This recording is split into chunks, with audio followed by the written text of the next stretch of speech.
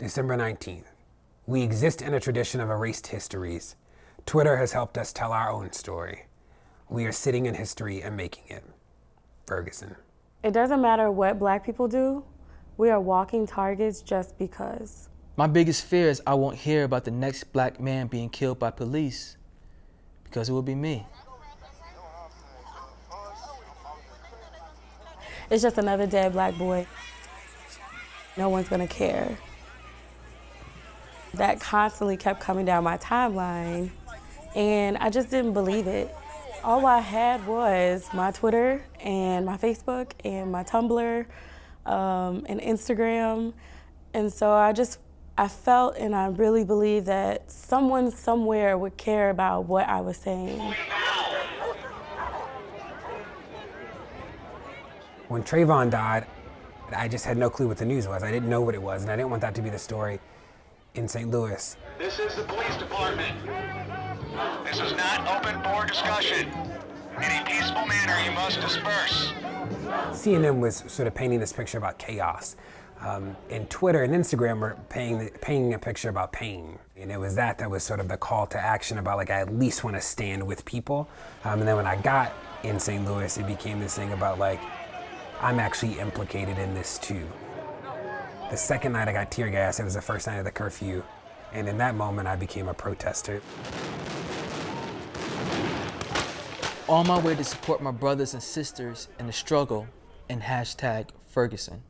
Twitter activism, whatever you want to call it, strangers through internet communication are helping protesters in Ferguson. That's real. The death of Mike Brown and the protests that immediately followed set a precedent for how our generation would react and sort of challenge systems and structures that oppress people.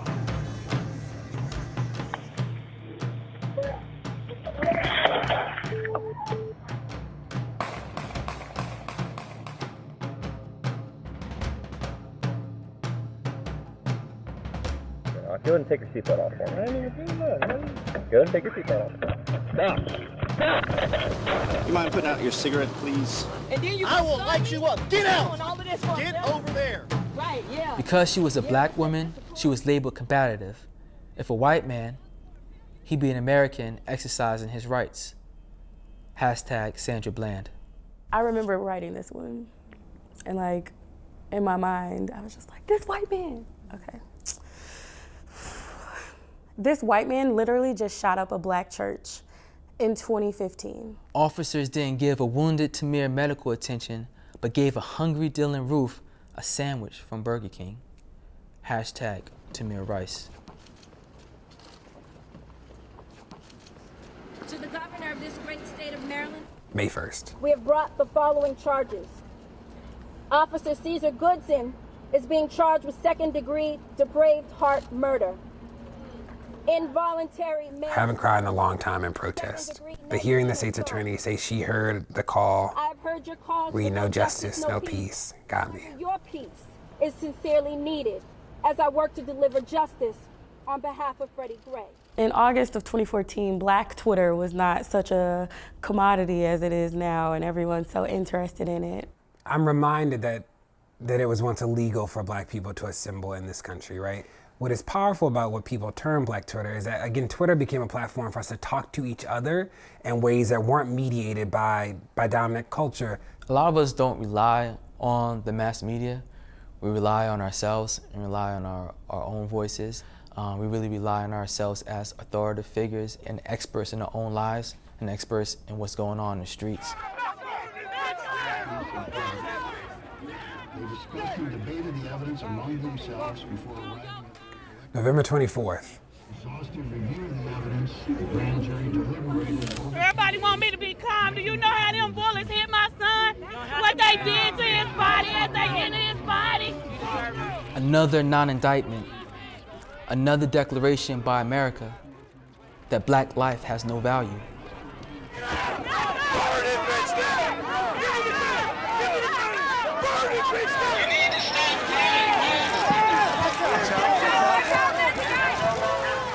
Straight mayhem out here.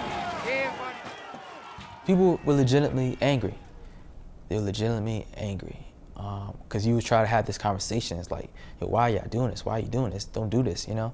And they're like, you know, this not my store, you know, they never helped us out, you know? They're not out here, you know, F this. Truth-telling has always been a radical act, especially in Blackness. Protest is confrontation, protest is disruption, protest is the end of silence. There are people who choose to put their bodies on the line, right? And say that we will physically confront the system so that you know that like we will no longer be silent, not only with our words, but with our bodies. But you know, this fight will also be a hearts and minds fight as well. And the power of Twitter is that like, is the power of the story. The disturbing reality of being Black in America is that following laws does not protect you from being harassed by police. Hashtag Ferguson. I want people to stop acting like there's no power in social media. Getting these tweets and this story nationwide is something. July 15th. I love my Blackness and yours.